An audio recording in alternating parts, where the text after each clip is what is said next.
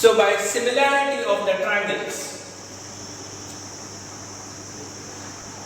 the corresponding sides, the ratio of the corresponding sides is always equal. So here in this case, BR upon R cube will be equal to OA upon AB.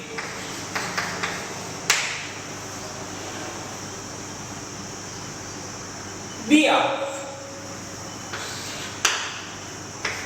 we can write BR as B upon R cube is delta V. This is equal to OA is R and AB is delta X. So from this expression we can write delta V is equal to V upon R into delta X.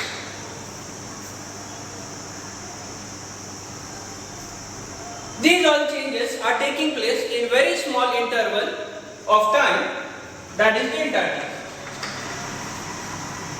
Delta t tends to 0. It is very small, but it is not 0. So dividing both sides by delta t, we get the expression delta V upon delta t. This is equal to V upon R multiplied by delta X upon delta t.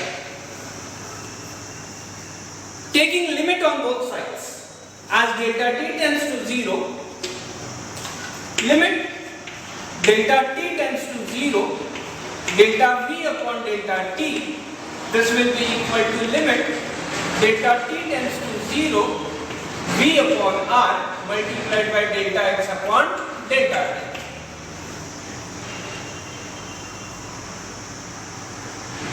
We know that limit delta t tends to 0, delta V upon delta t can be expressed as dV upon dt. V upon R, these are the constant terms. Limit delta t tends to 0, delta X upon delta t, we can express it as dx upon dt. By definition, a rate of change of velocity with respect to time is acceleration, V upon R, into dx upon dt is the rate of change of displacement, so we can express it as velocity. And so it becomes A is equal to V square upon R. So acceleration in uniform circular motion, the magnitude is given as A is equal to V square upon R. So what is the direction of this acceleration then?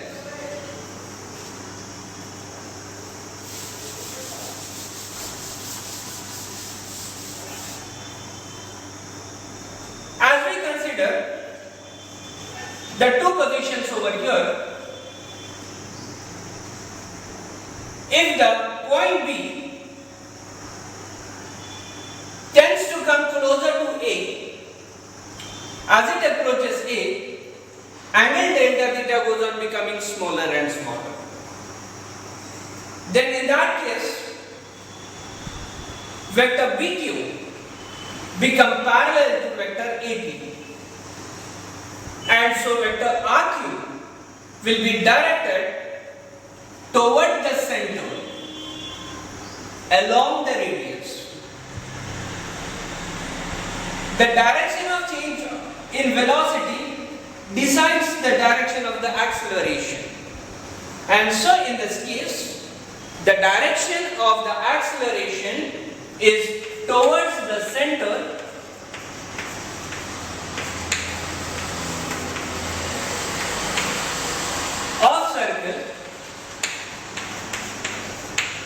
along radius, so it is called as a radial acceleration, or it is also called as centripetal acceleration.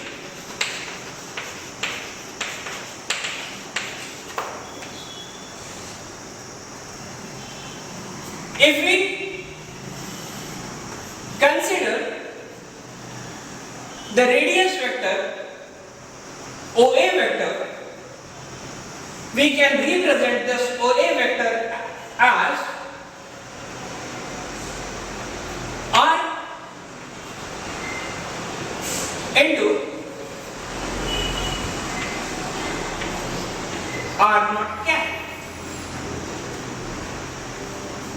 R is the magnitude, the length, and R naught is the direction. But in this case, as the centripetal acceleration is directed toward the center, so AR vector can be expressed as R naught will have a negative sign indicating that it is a unit vector directed toward the center, so it will be minus V square upon R into R naught. And so in this way, in terms of direction as well as magnitude, we are able to express centripetal acceleration. As for any revolving body,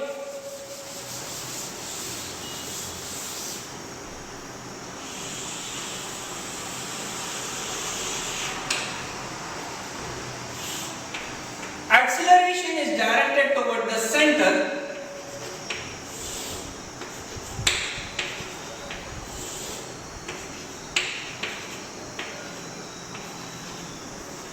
if we take any of the particle which is of the mass m, and if acceleration acts on it, then according to the Newton's law, particle or body experiences force. Force is equal to mass of the body into acceleration.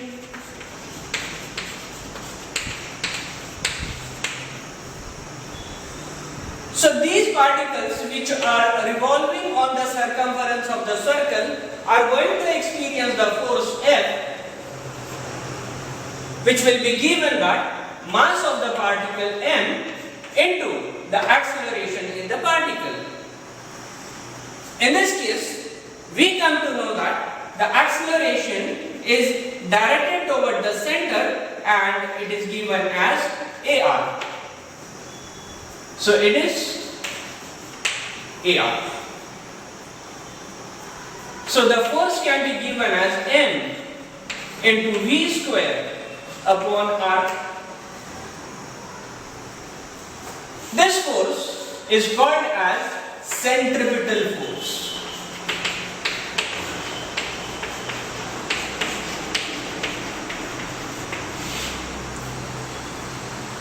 It is called centripetal force because the force is directed toward the center. It is also called as a radial force because it is acting along the radius of the circle.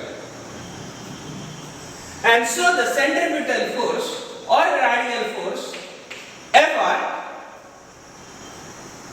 will be given as minus m V square upon R naught cap, because its direction is toward the center of the circle. The centripetal force acts on all objects which are performing uniform circular motion. Or we can say that in order to body move in uniform circular motion, the required forces of centripetal time. Earth revolves around the sun. The necessary centripetal force for this uniform circular motion is the gravitational force between sun and the earth. Moon revolves around the sun. Moon revolves around the earth. The required gravitational force is the centripetal force between moon and the earth. When electron revolves around the nucleus, the necessary centripetal force is provided by electrostatic force of attraction between positively charged nucleus and negatively charged electron.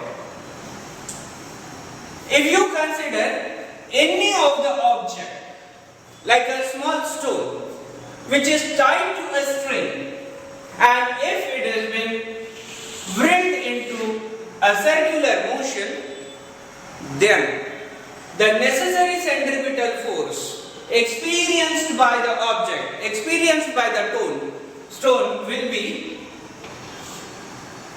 tension in the string. The tension in the string provides the necessary centripetal force for the revolving stone tied with the string.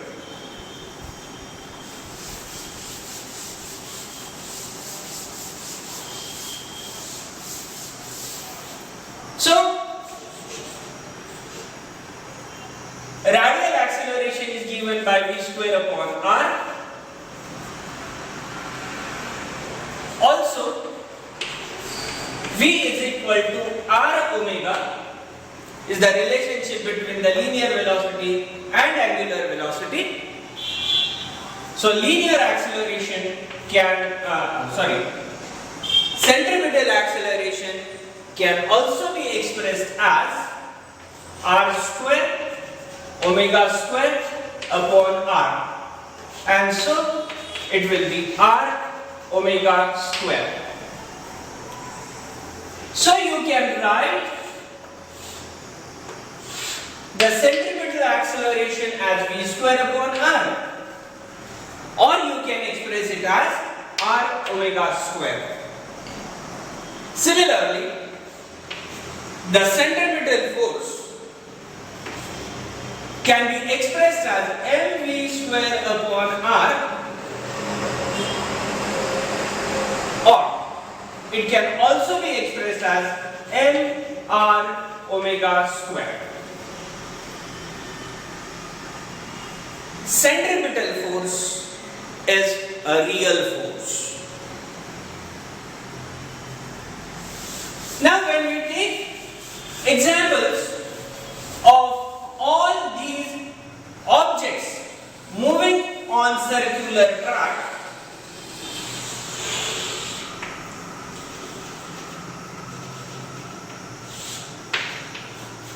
and centripetal force acting toward the center of the circle,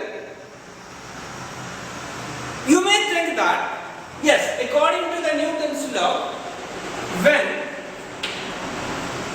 force acts on the object moves in the direction of the force. In this case, force is acting on the particle. Particle has to move toward the center of the circle. Instead of that, it is moving on the circumference of the circle. Now, what makes this particle to move on along the circumference of the circle instead of being pulled toward the center of the circle? Of course, the particle is being pulled toward the center of the circle, but when it takes the circular path, one more force act on the particle, act on the object, which keeps this particle or object on the circular trajectory. And this force is a force which acts in outward direction. The force which acts in outward direction is called as centrifugal force.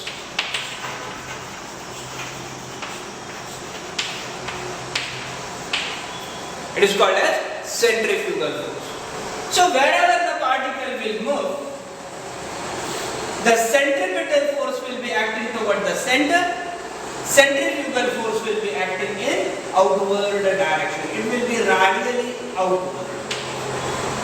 And so at each point, this centrifugal force acts in balancing condition. Centrifugal force is equal to centripetal force. The equilibrium condition is attained and the motion is uniform circular motion. If the centrifugal force is less than the centripetal force, then the object cannot move on the circumference of the circle. Certainly it will be pulled inward and no uniform circular motion will result. If centrifugal force is greater than centripetal force, then certainly this object will be taken away from the center of the circular trajectory. If the string is being tied, and as the revolving speed of the object increases, the centrifugal force goes on increasing. As centrifugal force increases, the tension in the string increases.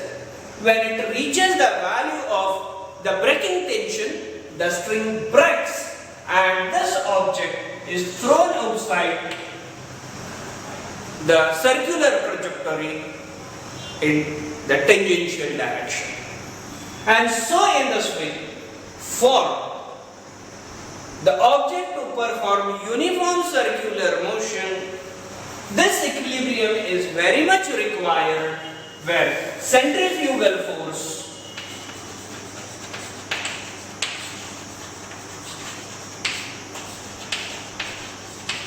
in terms of its magnitude should always be equal to centripetal force.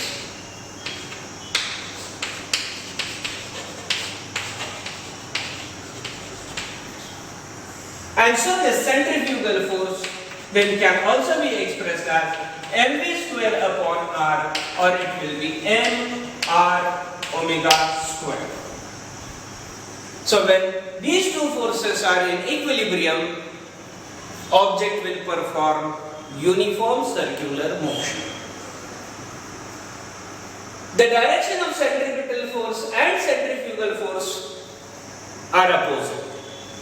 Centripetal force will always be directed toward the center. Centrifugal force will be away from the center of the circle. So the magnitude of the two forces will be equal in equilibrium condition, but their direction will always be opposite. If we take the centripetal force with positive sign, then centripetal force will be with negative sign. In our day-to-day life, we are having many examples of centrifugal force. Yes, in our washing machine, when we start our dryer, the drum starts spinning with a high speed, with a maximum RPMs. The centrifugal force acts on the wet clothes and the water droplets are thrown in outward direction, thereby making our clothes dry. So the spinning moment of the dryer of the washing machine acts on the principle of centrifugal force. In dairy industries, we know that the cream separators have been used. When milk is been put in the cream separator machine, the drum rotates at a high RPM, thereby centrifugal force separates the cream from the milk. In science laboratories, we see the centrifugal machines which have been used to separate the precipitate from the solution.